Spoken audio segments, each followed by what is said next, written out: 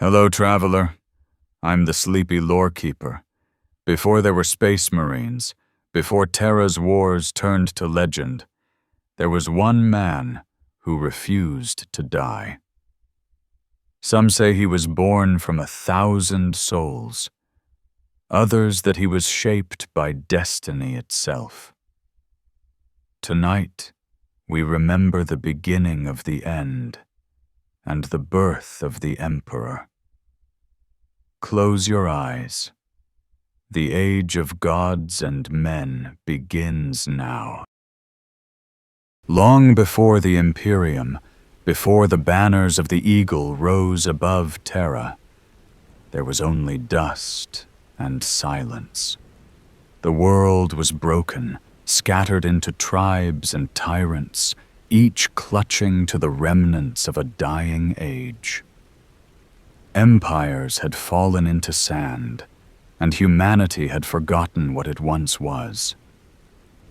In those forgotten centuries, when faith was spent and knowledge turned to ash, a man walked among them. No one remembered his birth. Some whispered he had been born in the mountains of Anatolia, others in the shadows of old Ur, where the first fires of civilization had burned. But wherever his beginning lay, his eyes had seen more seasons than any man's should.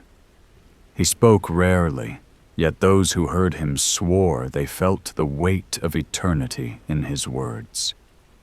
He did not rule. He did not demand worship. He simply appeared again and again, throughout the ages, a witness in the shape of a man. In one life, he was a healer who bound the wounds of warriors. In another, a craftsman who forged tools that outlived their masters. In yet another, a silent wanderer who stood by the deathbeds of kings. Each time he passed unseen. Each time he vanished before the world could name him. And yet, something in him gathered. Like a storm taking shape across millennia, he began to feel the burden of what mankind had become. Fractured, fearful, lost. He had seen brilliance give way to barbarism, compassion drown in blood, and within him stirred a purpose so old it had no language. Humanity would rise again, or it would vanish forever. The wars that followed were not wars of conquest, but of survival. Terra had become a tomb of nations, a planet choked by its own children. Chemical deserts stretched across continents, machine gods worshipped by cannibal tribes. From the ruins, the man who had no name began to act. He forged warriors not from bloodlines, but from alchemy and science, their lives brief, their strength unmatched. They were the Thunder Warriors, towering giants in armor of bronze, born to break the tyrants of the wasteland. They called him the Master of Mankind, though he never spoke the title. His face was known to few, his voice carried only in command. He guided his armies not through rage, but through calm certainty, as though every battle had already been fought, and he was only walking its memory. Cities fell before his legions like dust before the tide. The techno-barbarian kings who had ruled Terra for generations were swept away, their thrones turned to ash, their banners forgotten. But there was no triumph in him. He built, He ordered, he planned. Yet behind his eyes there was no joy. He saw too clearly what humanity had done to itself, and what it would yet do again.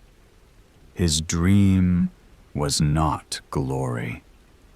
It was unity. A single species, bound by reason, no longer enslaved by gods or chaos or ignorance. In the silence after each victory, he walked among the ruins.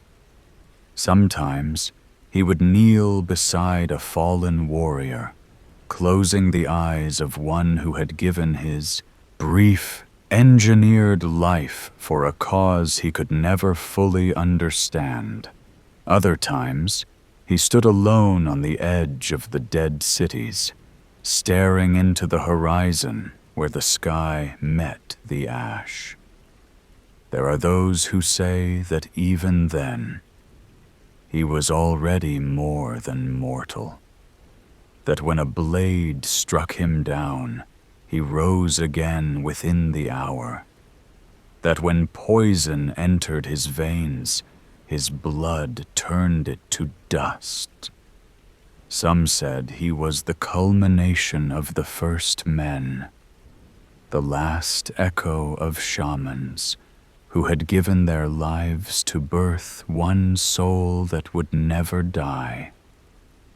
Others believed he was older still, as old as thought itself, the final memory of humanity's first spark. He never confirmed any of it. He spoke of no gods, no destiny, no magic, only necessity. The years turned. The Thunder Warriors, their bodies burning out under the weight of their design, began to fail. They had been made for war, not peace. And when their purpose was fulfilled, they grew unstable, mad, monstrous. The Master ordered their end with the same calm certainty he had ordered their creation. One by one, they fell, replaced by new legions, stronger, purer, more enduring. These new warriors were not mistakes of alchemy, but children of science and faith combined. They would be called Astartes. They would march not for Terra, but for all of mankind. And behind them, unseen, their creator prepared for something greater still, the birth of those who would command even them. Yet, in that first silence after unification, when the wars were finally done and the banners of gold rose over a single world, he stood upon the battlements of the imperial palace and looked out upon the broken planet he had remade. The wind moved through the ruins below like a sigh, carrying the voices of the dead. He knew then what every victory demanded. He knew that peace, too, must be paid for. And so he turned from the light of the sun and began to build the future in the dark. When the storms of Terra finally fell silent, and the last warlord's banners turned to dust, he withdrew from the light of conquest. The master of mankind, though he still refused the title, no longer needed armies of thunder and flame. What he required now were builders, dreamers, and hands unshaken by blood. Humanity had been united beneath one rule: But what he saw was not victory. It was recovery. A patient lying still, its heartbeat weak, waiting for breath to return. In the deep chambers of the imperial palace, beneath vaults carved from ancient stone, the next work began. He sought to create not soldiers, but sons.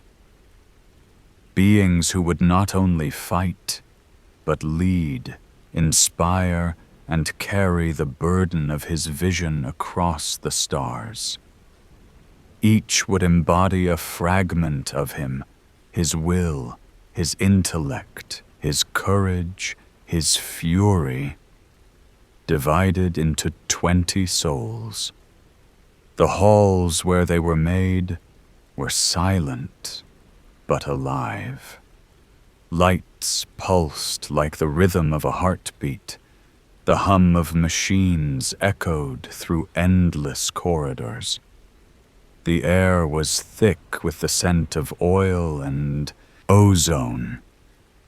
Among the copper and crystal, a single figure stood, calm, patient, deliberate. His hands moved not with haste, but with care, shaping flesh and spirit in equal measure. He called them his primarchs, though the word meant little then. They were meant to be his voice and his strength, his bridge to the future. But even gods are not beyond envy. Beyond the veil, in the Imperium, eyes had turned toward Terra. The forces that thrived on human emotion had felt the pulse of creation, and they reached out with talons unseen. One by one, the cradles cracked, the vaults shook, light turned to storm, and the warp swallowed what had been born. In the span of a heartbeat, the 20 were gone, cast across the galaxy like embers from a dying fire. He did not rage. He did not weep. He simply stood amid the wreckage of what he had made and whispered to the silence, as though speaking to children lost in the dark. Those who heard him said his words were not a curse, nor a prayer, but a promise. He would find them. And so he built the legions, 20 vast hosts of warriors, each molded from the same design that had birthed the Primarchs. The Space Marines, flesh made perfect by science, bound by faith, armored in ceramite and oaths. They would be his hands, his reach, the instruments through which he would reclaim the stars humanity had lost. The Great Crusade began not with fanfare, but with quiet determination. Fleet after fleet rose from Terra's orbit, their engines burning against the black like candles in the void. Worlds long forgotten awoke to find golden warriors descending from the heavens, carrying the eagle of mankind and the will of their unseen father. Every world reclaimed was a step closer to wholeness. Every banner raised was a prayer made real. The Emperor's dream spread outward, vast and bright, until it touched the edges of the galaxy. Yet within that expansion, a shadow lingered, not from without, but within. For when the Primarchs were found, one by one, they were not as they had been. Each had been shaped by the world that had claimed them, Some were noble and wise, others fierce and cruel. Yet to the Emperor, they were still his sons. He welcomed them home as if the centuries between their loss and their return were a mere breath. Horus was the first, the brightest, the most beloved. To him, the Emperor gave command of the crusade, the mantle of War Master, the voice of his will among the stars. The others followed, and for a time all seemed as he had dreamed it. Legion marched beside legion, and the galaxy trembled not in fear, but in awe. But even in perfection, cracks form. Each Primarch was a reflection of him, but no mirror is flawless. Pride, ambition, doubt, they crept into the hearts of his sons like slow poison. The Master saw it. He always saw. Yet he did not speak of it, for he believed that wisdom once given cannot always be understood. Some truths must be learned through pain. In the vastness of the Great Crusade, as fleets moved beyond the reach of sight, he began another work. In secret, beneath the palace once more, he sought to end the need for faith entirely. He had glimpsed the chaos that whispered from the warp, the hunger of gods born from human thought, and he meant to deny them forever. Through science and will, he would build a path that bypassed their realm, a corridor of light within real space itself, a gate between worlds untainted by the warp.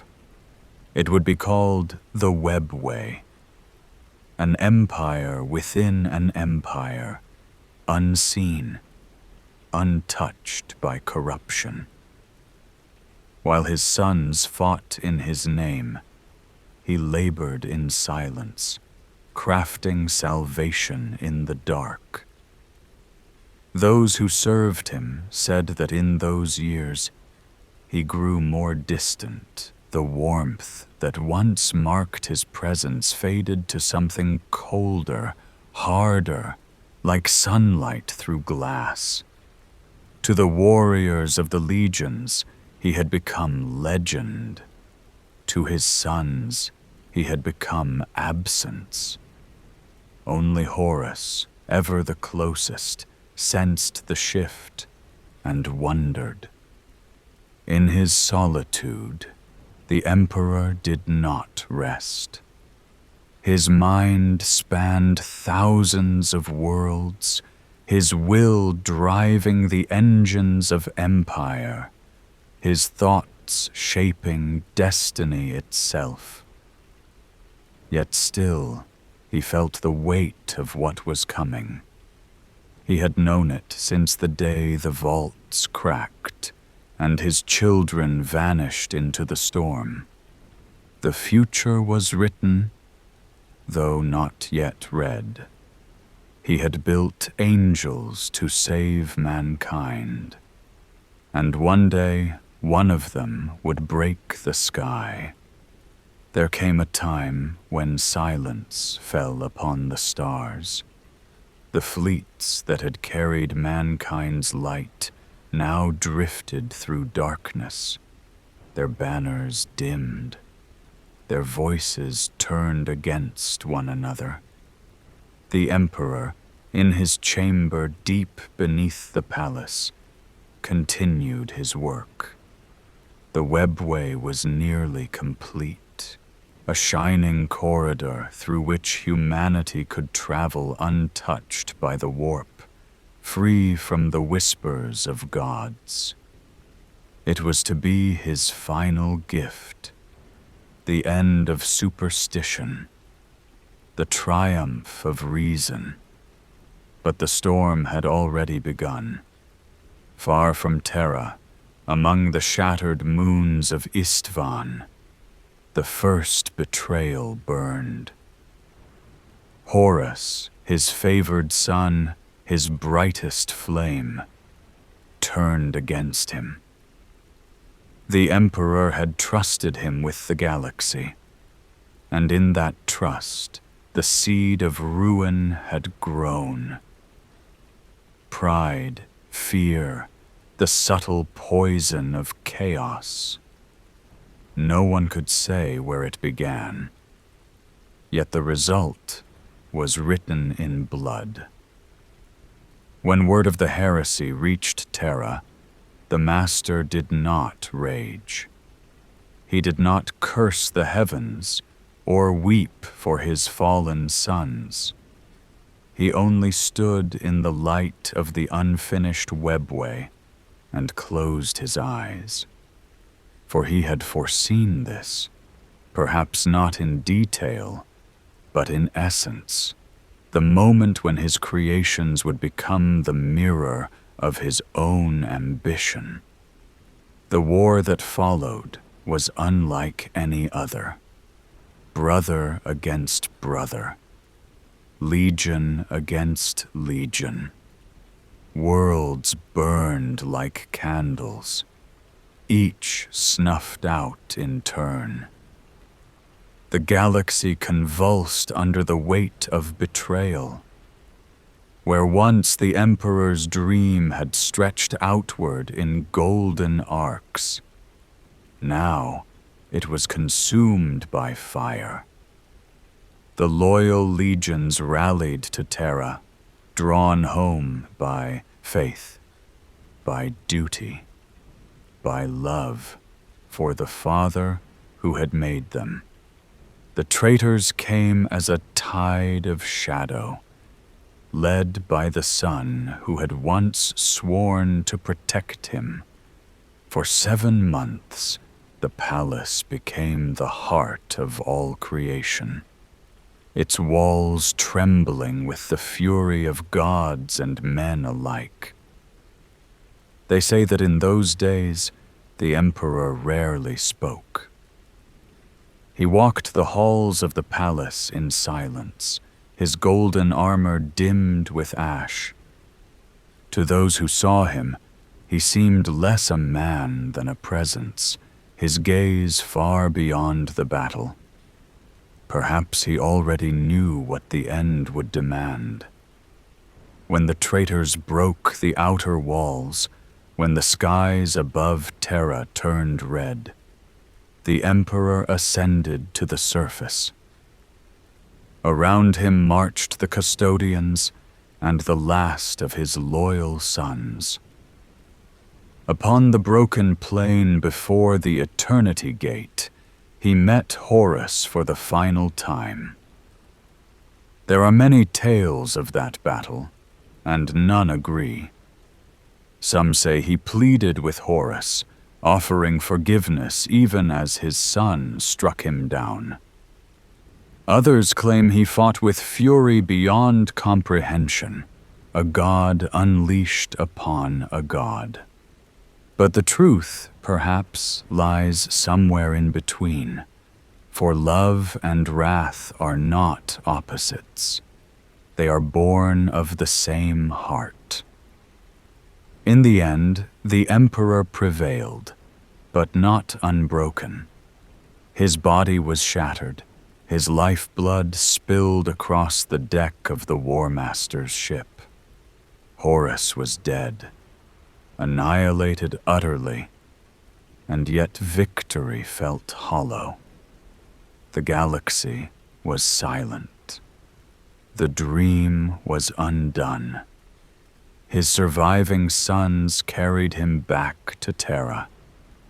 They bore him through the burning halls, past the dying banners, to the seat he had built in the depths of the palace. The golden throne. It had been meant as a bridge to the stars, Now, it would become a cage. The Mechanicum's priests gathered, whispering prayers to circuits they could not comprehend. They connected his body to the machine, cables piercing gold and flesh alike. Where once his voice had commanded worlds, now it came as a whisper through the hum of engines. He did not die. He could not die. His body became the conduit, his mind the beacon that pierced the warp. Through him, the Astronomicon burned, the light by which ships would navigate, the pulse that would hold the Imperium together. Yet every day, that light demanded a price. 1,000 souls, fed to the throne, to keep the fire alive. The sacrifice became ritual. The ritual became law. And the law became faith.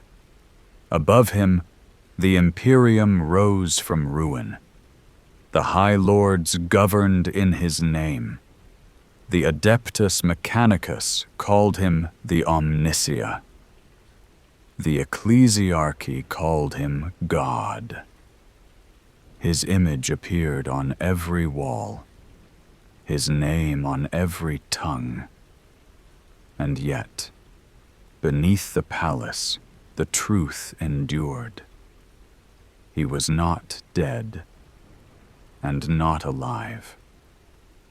His body still breathed, his mind still reached outward, holding back the tides of chaos.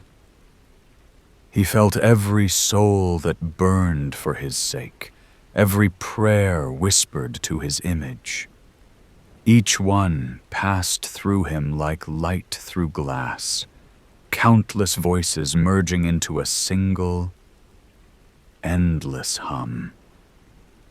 There were moments, they say, when the engines faltered, when the air in the sanctum turned still. In those moments, the priests would swear they heard something beneath the machinery. Not words, but a sound. Soft, almost human. A breath. As if the Emperor, even in eternal agony, still dreamed. They call him immortal, eternal, divine. But in truth, he is none of those things. He is endurance. He is will. The last light of reason held against the infinite dark. He built a throne to bridge the stars. Now he sits upon it, keeping the stars from falling. They say the light of the Astronomicon never fades, that it burns brighter than any star, eternal and pure, shining from the heart of Terra. But those who have stood within the sanctum of the throne know the truth. The light is not endless. It flickers, like the flame of a dying candle, held steady only by the will of one who refuses to let it go out. The Emperor endures, not as a man, not as a god, but as something caught between. His body, golden and motionless, has long since ceased to be flesh. It is a vessel now, a sacred machine of bone and metal, each part humming with the low chant of the Mechanicus. Beneath the gilded plates, the organs that once held life are preserved by currents of unseen power. And yet, somewhere behind the stillness, he remains aware. He feels everything. the vibration of footsteps on the marble floors above, the prayers whispered in the cathedrals of 1,000 worlds, the despair of those who die in his name, the triumphs of those who fight in it. Each thought, each spark of emotion threads through the warp and touches him.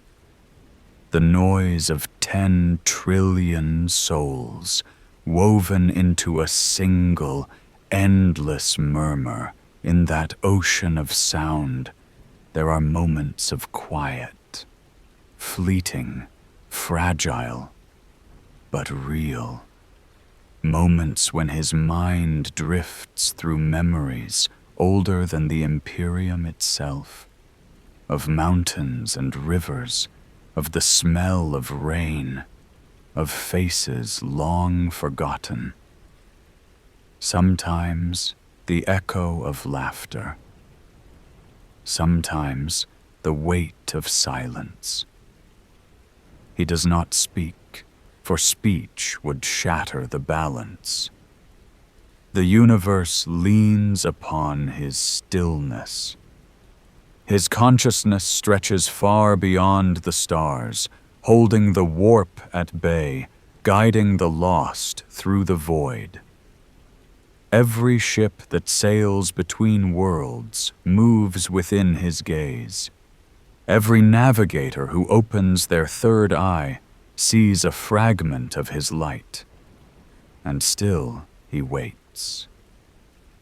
Time does not touch him as it touches others. For him, the centuries pass like a slow heartbeat. Empires rise, faiths crumble, wars burn and fade. And yet he remains, watching, enduring, dreaming. There are some among the priests who believe he dreams of peace, of a future where the machine can finally rest, where the souls of mankind no longer feed the throne. Others whisper that he dreams of awakening, of walking once more among his children, his wounds healed, his purpose renewed. And there are a few, the most fearful, who believe that he dreams of nothing at all, that he has become the silence itself, vast, eternal, and empty in the dark chambers. Below, the air is heavy with incense and oil. The servitors move in slow procession, their hollow eyes reflecting the faint glow of the machinery. The chant of the Adeptus Custodes never stops. It has continued, unbroken, for 10,000 years. A hymn not of praise, but of duty. They know that if the throne ever fails, the light will die. The warp will surge unchecked, and the galaxy will drown in its own shadow. So they watch. They maintain. They believe, and above it all, the Emperor endures.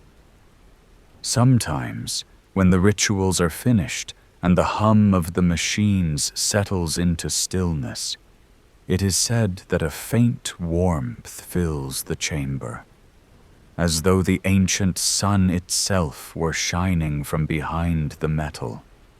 The priests fall to their knees, whispering that it is a sign, proof that he lives, proof that his will remains. But perhaps it is something simpler. Perhaps it is just the echo of the man he once was, the man who dreamed of a better world, who fought not for glory, but for unity. He is not at rest, for there is no rest where duty remains. Yet in his silence there is still purpose. The Imperium worships him as a god, but he was never a god.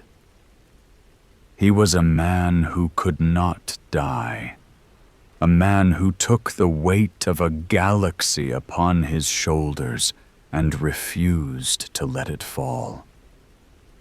He was humanity's last hope and its greatest burden. And now, in the endless hum of the golden throne, that hope endures. Through him, ships still find their way through the dark. Through him, the tides of chaos are held back. Through him, the dream of mankind still breathes, faintly, but enough. One day, perhaps, the light will fade, the engines will stop, and the last prayer will fall silent. But until that moment, he will not surrender. For in the heart of Terra, beneath the stone and the sanctuaries, the Emperor still watches. He sees the stars. He hears the voices. He feels the fear, the pain, the faith. And in that eternal twilight between life and death, he keeps the promise he made when the world was still young, that mankind would endure, even when the sun no longer sets. Night never truly falls on Terra. The skies above the palace glow faintly, touched by the reflection of the Astronomicon, that endless beacon burning in silence. Even when the sun dips beyond the horizon, there remains a thin thread of gold across the clouds, a reminder that the light endures. In the streets below, beneath towers and shrines, billions live their lives in that glow. They do not see the man who gave it to them. They do not hear the hum that vibrates beneath their feet, yet they feel it as a pulse through the stone, as warmth against the cold. It is the heartbeat of the Emperor, steady, unbroken, eternal. Children are born in that light. Soldiers die beneath it. The faithful pray. The heretic hides, the weary dream. And in all of it, the Emperor watches, not with eyes, but with something greater, a consciousness stretched thin across the veil of existence. His dream moves through every life that still dares to hope. Somewhere, deep in the sanctum, a single candle flickers beside the golden throne. Its flame bends with the slow breath of the air, trembling but alive. The priests do not notice, the servitors do not feel, but the warmth touches the edges of the Emperor's stillness, and for a moment there is a memory of dawn, of sunlight through a window long destroyed, of wind carrying the scent of rain. He remembers, though no one can know it. He remembers humanity as it was, fragile, cruel, beautiful, and yearning. He remembers the promise he made to it, and the price he paid. And though he no longer speaks, that memory is enough. The universe moves, vast and indifferent. Stars are born and die. Planets fall. Empires fade. But through it all, one light endures. The Astronomicon burns, constant and patient, like a watchful eye in the dark. Some call it a miracle, others machinery. Perhaps it is both. Perhaps it is neither. Perhaps it is only the reflection of one man's will, the last proof that love, duty, and sacrifice can outlast even death. Far beyond Terra, in the cold between galaxies, ships drift on that light, each one a fragile world, each one carrying a spark of humanity. Their navigators close their eyes, feel the whisper through the warp, and guide their vessels home. They never hear his voice. But sometimes, in the long hours between stars, they dream of a man standing in golden armor beneath a sun that never sets. And when they wake, the path is clear again. So the Imperium endures. The light endures. Humanity endures. And somewhere beneath the stone heart of the world, the Emperor still dreams, not of conquest nor of victory, but of peace. He does not sleep. He does not wake. He simply continues. And because he does, the light never dies. That was the story of the Emperor's beginning, the man who refused to fade.